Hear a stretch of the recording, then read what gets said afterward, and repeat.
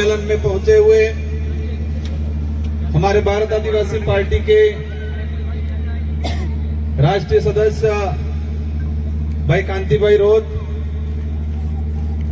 हमारे बीच में उदयपुर जिले के जिला अध्यक्ष भाई अमित भाई खराड़ी,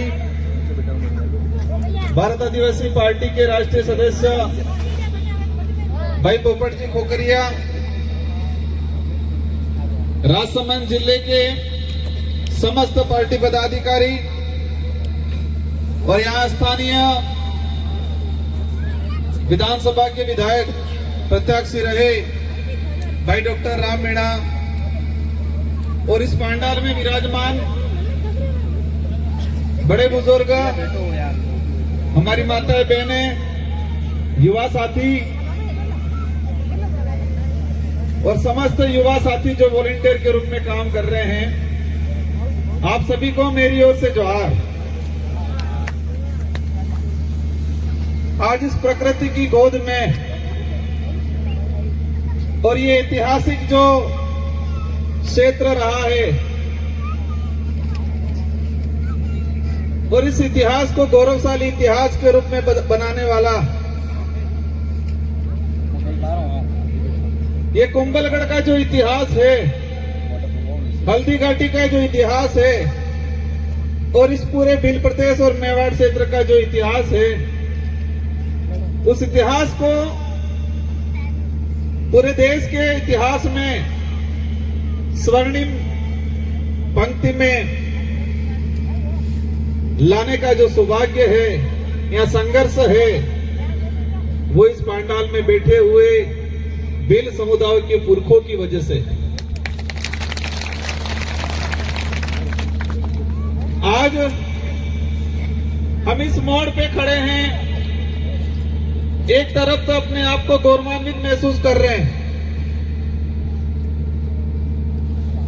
कि हम वो भील समुदाय से आते हैं, हम वो देश के मूल मालिक हैं और इस क्षेत्र के अंदर वीर शिरोमणि महाराणा प्रताप के साथ मिलके कंधा से कंधा मिला के हल्दी घाटी का युद्ध हो, दिवेर का युद्ध हो, जितने जो महापुरुष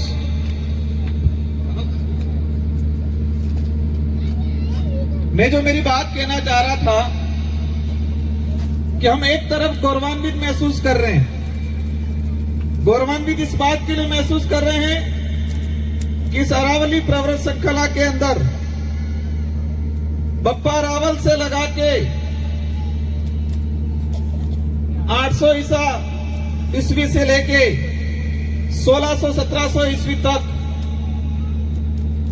जो वो काल रहा, उस काल के दौरान जितने भी जो युद्ध हुए और युद्ध में भारी संख्या में हमारे पुरखों की सेना हुआ करती थी और कई बलिदान दिए, कई युद्ध जीते और उस बात के लिए हम गौरवान्वित महसूस करते हैं। दूसरी ओर आज हमें पीड़ा है, आज हमें दुख है, तकलीफ है और इन दुख और तकलीफ के साथ गुस्सा भी है और वो गुस्सा और तकलीफ इस बात का है कि क्षेत्र के गौरवशाली इतिहास को इतिहास के स्वर्णिम अक्षरों में लिखाने का जिस समुदाय का योगदान रहा और उस भील समुदाय के साथ आज इस क्षेत्र के अंदर छुआछूत, भेदभाव, हीन भावना की सोच, शोषण की नीति, एट्रोसिटी, हमारी बहन बेटियों के साथ गलत दुर्व्यवहार और हमारे जल जंगल जमीन को हड़पने का जो षड्यंत्र किया जा रहा है।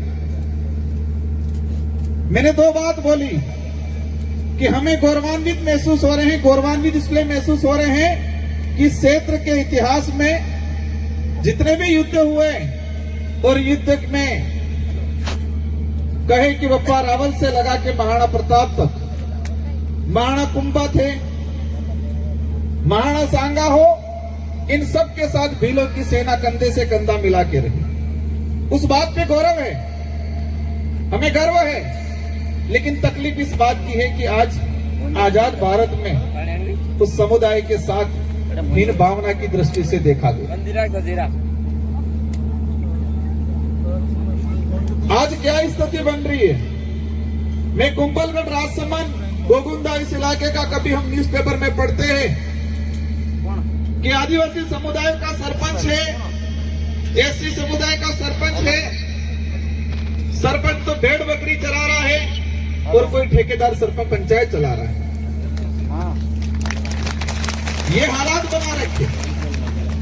कभी हम देखते हैं कि किसी घर के आगे से कोई महिला निकली है आदिवासी और उसको मारपीट करके मार दिया जाता है। कभी हम देखते हैं कि छुआछूत, भेदभाव, शोषण की नीति से किसी के साथ एट्रोसिटी होती है।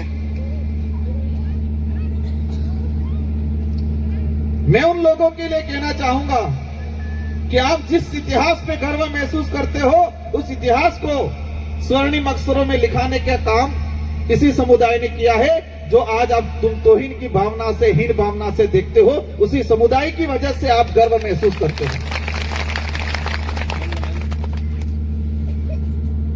आज इस क्षेत्र का इतिहास इसलिए पूरे विश्व में जाना जाता है और उस पर गर्व महसूस किया जाता है।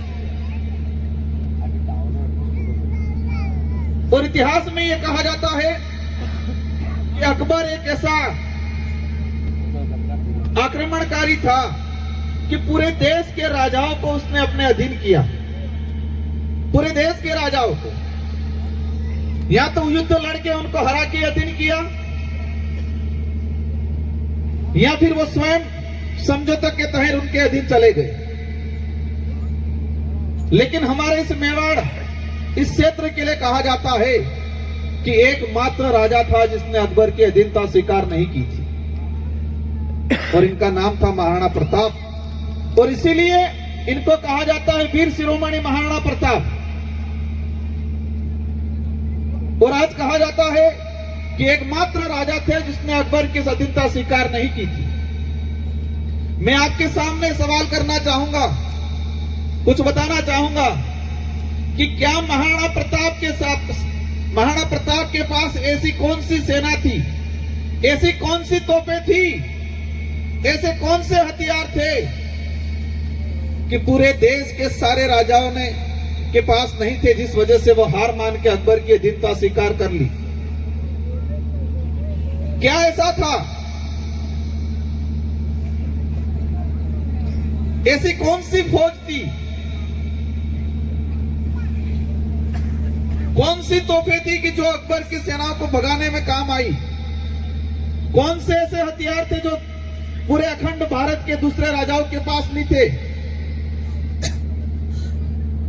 महाराणा प्रताप के साथ भीलों की सेना थी, और वो भीलों की सेना इस अरावली पर्वत श्रृंखला में गुरिल्ला युद्ध पद्धति को जानती थी। और गुरिल्ला युद्ध पद्धति से हमने खानवा से लगा के अधिकतर युद्ध जीतने का काम किया।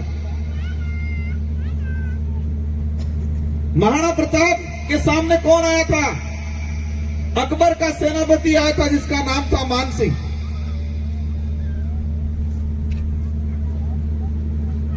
महाराणा प्रताप के दो भाई थे, शक्ति सिंह और जगमाल। उनके भाई थे शक्ति सिंह और जगमाल। वो स्वयं अकबर के लिए मान सिंह से जाके मिल गए थे। महाराणा प्रताप के लिए इतिहास में कहा जाता है कि जंगलों में गए, घास की रोटियां खाई, भील समुदाय, आदिवासी समुदाय के बीच में रहे। वो घास की रोटियां क्या थी? जो आज मिलेट्स बोला जाता है, रागी, बरी, मतलब कहा जाता है मिलेट्स। बाजार वाले लोग, बड़े बड़े लोग कहते हैं कि मिलेट्स की रोटी खाओ, वही मिलेट्स थी, घास की रोटी। हमारा बाप दादा हमानी रोटी, कोरीनी रोटी, बाजरीनी रोटी, अणी रोटी खाता था। हम इतिहास के पन्नों में पढ़ते हैं, वीर विनोद में पढ़ते हैं कि महाराणा प्रताप जब जंगलों में या युद्ध की तैयारी के लिए या कहीं जाते थे, प्रवाह करते थे, ठहरते थे, तो इनके 4 प्रहर हुआ करते थे। 4 प्रहर मतलब चारों दिशा में उनके सैनिक पहरेदारी करते थे कि कोई दुश्मन आ तो नहीं रहा है। तो 3 प्रहरों में बिलो